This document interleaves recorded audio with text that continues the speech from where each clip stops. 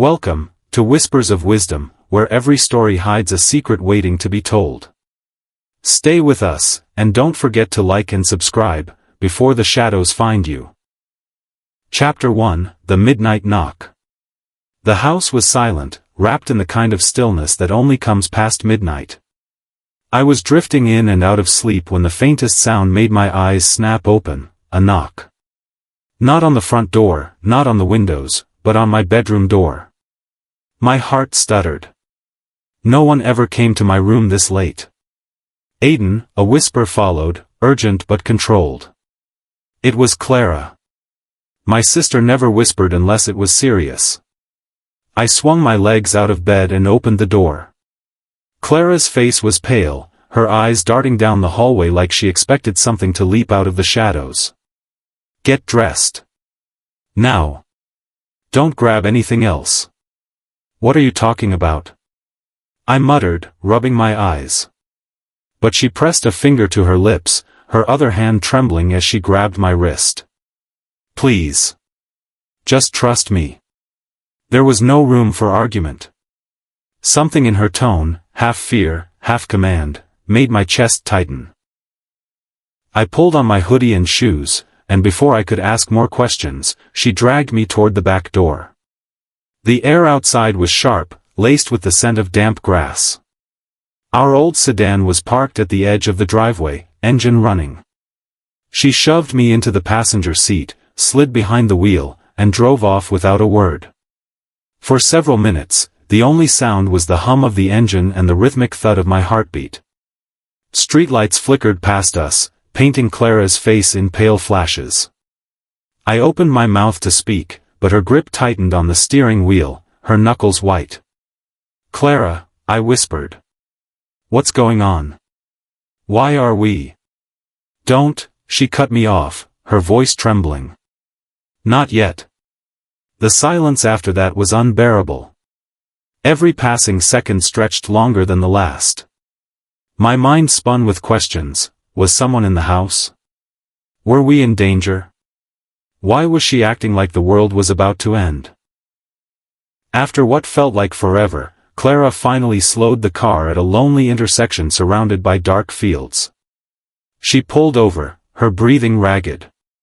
Then, with a voice so low I could barely hear it, she said, "Look at the window." I froze. My head turned slowly, dread coiling in my stomach. The glass reflected the faint glow of the dashboard, but behind that reflection, faint, distant, yet unmistakable, was a shape. A figure standing by the roadside, motionless, watching. It wasn't possible. We had driven miles away from the house. My throat went dry. Clara, I whispered. She didn't answer. Her eyes were locked on the same spot. That shadowy figure didn't move, didn't blink, but I could feel its gaze burning through me. That was the moment I knew, whatever had pulled us out into the night wasn't just fear. It was real. And it was following us. Chapter 2: The Figure in the Dark. The figure by the roadside stood like a statue carved from the night itself. It didn't move, didn't breathe, or if it did, I couldn't see it.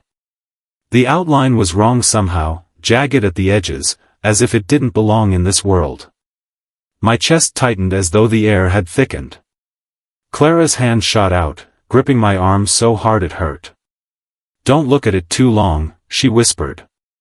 Her voice quivered, betraying the calm she was struggling to hold. What is that?" I asked, my words trembling. Her lips pressed together.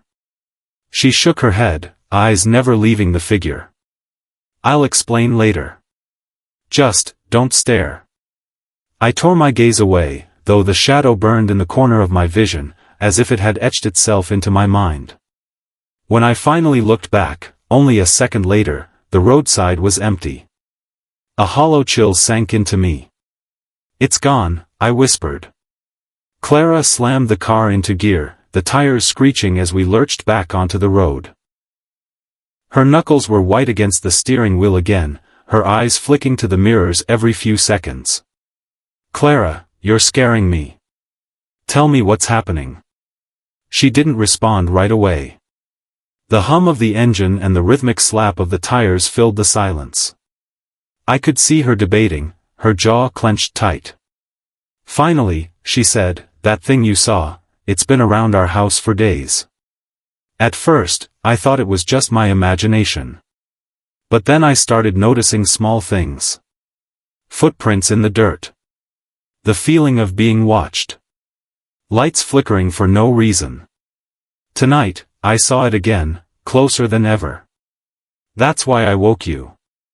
I swallowed hard, the weight of her words pressing down on me. And you think it's after us? Her silence was the only answer I needed. The road stretched endlessly ahead, fields giving way to dark clusters of trees. My mind raced with possibilities. Was it a person? A stalker? Something worse? Suddenly, Clara's breath hitched. "Don't turn around," she whispered sharply. My stomach dropped. Why? Her eyes flicked to the rearview mirror. "It's behind us." Every muscle in my body tensed. Against her warning, I glanced back. My breath caught in my throat. There it was, closer this time, its form clearer in the dim glow of our taillights. Tall, impossibly tall, its head tilted at an unnatural angle, like it was studying us. I froze in terror. My voice barely worked. "Clara. Don't look at it," she hissed, gripping the wheel tighter, pressing the accelerator. The car roared forward, but the figure didn't shrink away in the distance like it should have. No matter how fast we drove, it remained, keeping pace, its shape blurring in the darkness like it was stitched to our reality. Clara's breathing was ragged now, her calm cracking. "It won't stop," she whispered. "Not until we do what it wants." My blood ran cold. "And what does it want?" Her eyes flicked toward me, wide with fear. Us. Chapter 3, The Silent Pursuer. The word hung in the air like poison, us. My chest tightened until I could barely breathe. The car sped forward, headlights slicing through the endless dark. Every instinct screamed at me to tell Clara to stop, to pull over, to do something, anything, but fear glued me to my seat. "It can't be real," I muttered, half to myself. "It's just." "Aiden," Clara snapped, her eyes locked on the road. Don't try to explain it away." That's what I did at first. I kept telling myself I was imagining things. But every night, it gets closer. Her voice cracked on the last word. I dared a glance in the side mirror. My stomach twisted. The figure was still there, a shadow gliding effortlessly along the road, untouched by distance or speed. It didn't run. It didn't stumble.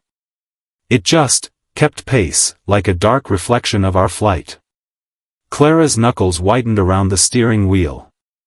"It wants us to look at it," she whispered. "What do you mean?" I asked.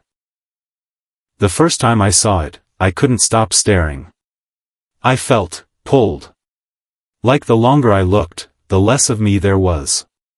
Like it was draining me. She shuddered. "That's why I told you not to look too long." My pulse thundered in my ears. "Then what are we supposed to do?" "We can't drive forever." She didn't answer. The silence pressed down heavier than the night. After what felt like hours but could have been minutes, the road opened into a stretch of forest. Trees loomed on either side, their branches clawing at the sky. The headlights carved fleeting tunnels of light through the darkness. Then, a noise. A soft thud against the trunk of the car. I jolted. What was that? Clara's lips parted, her face pale. "It's closer." The thud came again, louder this time, like something dragging its hand across the metal. I gripped the edge of my seat, my nails digging into the fabric. Every instinct told me not to turn around, not to give it what it wanted. But the temptation gnawed at me. The desperate need to see. Another thud. Then a scrape. Clara, I whispered, my voice breaking.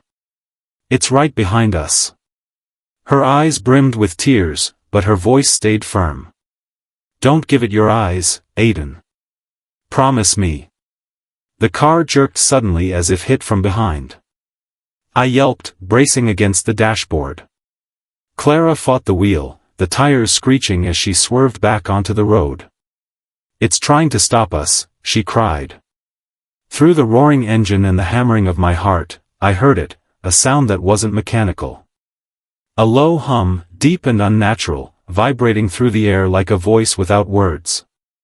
The figure wasn't just following. It was speaking, calling, pulling.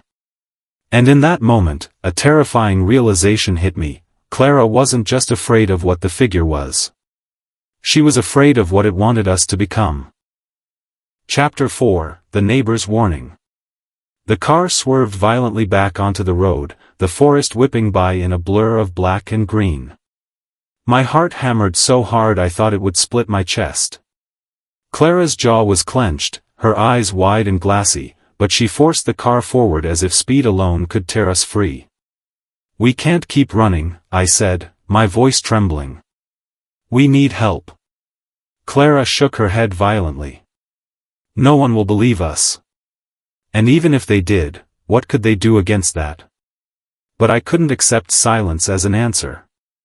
Every thud, every scrape against the car felt like a countdown. Finally, I whispered, there has to be someone who knows. She hesitated. Just for a moment, but long enough. There might be, she admitted. Mrs. Harlow. The neighbor? My voice cracked. Mrs. Harlow had lived down the street for as long as I could remember. A kind old woman with cloudy eyes and a slow shuffle. She handed out cookies at Christmas and told long stories no one listened to. What could she possibly know? Clara's hands tightened on the wheel. More than she should. I've seen her watching the house. The same nights I saw the figure. The thought chilled me, but before I could protest, she turned sharply, heading back toward the neighborhood. My pulse spiked as the car rattled over cracked pavement, the streetlights flickering dimly above us. When we finally pulled into Mrs. Harlow's driveway, the world felt too quiet. No humming. No scraping. Just the whisper of the wind. It was almost worse than hearing it behind us. Clara killed the engine. Stay close to me, she whispered. We climbed the porch steps, the wood groaning under our weight. Clara knocked once, twice. For a moment, I thought no one would answer. Then the door creaked open, revealing Mrs. Harlow in her faded nightgown, her eyes sharp despite the dimness. I told you it would come, she said without greeting, her voice low and rasped with age. My blood froze. Clara lowered her gaze, as if ashamed. You've seen it too. Mrs. Harlow's lips tightened. I've seen more than I wish I had. That thing doesn't wander by chance. It chooses. And once it chooses, there's no running. Her words sank into me like ice water. Then what do we do? I asked, desperate. Her cloudy eyes fixed on me, then Clara. You don't fight it. You endure it. Or it takes what it came for. That can't be it, Clara whispered fiercely. There has to be a way. Mrs. Harlow's gaze drifted toward the darkened street. There might be. But it comes at a cost you may not be willing to pay. Before I could ask what she meant, the lights in the house flickered. The humming returned, faint but undeniable, vibrating through the walls. Mrs. Harlow's face paled. It followed you, she breathed. Clara grabbed my hand, her grip trembling. For the first time, I saw real despair in her eyes. And that's when I realized, running to Mrs. Harlow hadn't saved us. We had brought the nightmare to her doorstep. Chapter 5, The Price of Survival. The hum deepened, shaking the air like an invisible drumbeat. The lights flickered violently, shadows dancing across Mrs. Harlow's worn wallpaper. She didn't move, didn't flinch, just watched the walls as if she had seen this countless times before. Clara pulled me close, whispering frantically. It found us. We should have never come here. Quiet, Mrs. Harlow snapped, her frail voice cutting sharper than a blade. Her cloudy eyes locked onto Clara, then shifted to me. If you want to survive, you will listen. Every word. We froze. She shuffled toward a cluttered shelf, pulling free a box so old the wood seemed ready to splinter. Inside were scraps of paper, brittle with age, each covered in faded ink and strange markings. She set one in front of us, a rough sketch of the same faceless figure we had seen. My skin prickled. It has many names, Mrs. Harlow said, her hands trembling as she traced the ink. Some call it the Watcher. Others, the Silent One. But all who see it, are chosen. I swallowed hard. Chosen for what? Her eyes sharpened. To be claimed. The room seemed to shrink around me. Claimed? She nodded slowly. It feeds on attention. Your gaze, your fear, your very thoughts. The more you notice it, the more it binds to you. Until it no longer follows, because it is already inside. A shiver coursed down my spine. I thought of the pull I'd felt when I glanced at it on the roadside, the way it burned into my vision like an afterimage. Clara's voice cracked. There has to be a way to break it. Mrs. Harlow's lips pressed into a thin line. There is only one way I've heard of. But it is not escape. It is a trade. The room went still. What kind of trade? I asked. Her cloudy gaze flicked to me, then to Clara, and for the first time, I saw pity in her eyes. It can be given another in your place. Someone it has not yet marked. A sacrifice. The word echoed in my skull. Clara stiffened, her breath catching. No, she said immediately. That's not an option. Mrs. Harlow lowered her gaze. Then you will not last the week. The hum grew louder, pressing into my bones. I glanced at the window, and froze. The figure was there, standing just beyond the glass, its faceless head tilted, its body impossibly tall against the night. Clara yanked the curtains shut, her voice shaking. We're not sacrificing anyone. But as the walls quivered with the presence outside, a sickening thought coiled through my mind. Mrs. Harlow hadn't said who had to be sacrificed. Only that someone must. And the way her eyes lingered on me made me wonder if Clara had known this all along. Chapter 6, The Final Choice. The hum rattled the walls until picture frames trembled and dust rained from the ceiling. The air itself felt alive, vibrating with the presence outside. Clara clutched my arms so tightly my fingers went numb, her eyes darting between me and the quivering window. Mrs. Harlow stood rigid, her thin frame silhouetted by the flickering light. You can't run anymore, she rasped. It's already inside your lives. The longer you resist, the closer it gets. Her words lodged like thorns in my chest. My thoughts spun wildly, a trade, a sacrifice. The figure's faceless head burned in my memory, as if its image was carved behind my eyelids. Enough, Clara snapped, stepping forward. Her voice shook, but her defiance burned through it. We're not feeding it someone else. We'll find another way. Mrs. Harlow's lips thinned, her eyes sharp. There is no other way. You'll understand soon enough. As if summoned by her words, the lights went out. Darkness swallowed the room whole. Only the low, inhuman hum remained, closer now, inside the walls, inside my head. My breath hitched, panic clawing up my throat. Clara? I whispered. I'm here, she answered, grabbing my hand in the dark. Don't let go. But then the shadows moved. They slithered across the floor, stretching like liquid night. A shape emerged, taller than the ceiling should allow, faceless, featureless, but unmistakably alive. The silent one had entered. My body froze. My mind screamed to run, but my legs wouldn't obey. The hum filled my skull, vibrating against my thoughts, urging me to look, really look. Clara yanked at me. "Don't," she cried, her voice muffled, distant, like she was shouting underwater. Then, a voice that wasn't a voice slithered into my head: "One must stay. One must go. Choose." The room tilted. My breath came in ragged gasps. Was I imagining it? Or had Clara heard it too? Her trembling hand gripped mine tighter. "Don't listen. It lies." But Mrs. Harlow's frail silhouette stood motionless, her cloudy eyes reflecting something I couldn't see. "It does not lie," she whispered. "It bargains." The hum deepened, shaking the floor. My knees buckled. And then, like a blade through my thoughts, the choice tore into me. Me or Clara? One of us had to stay.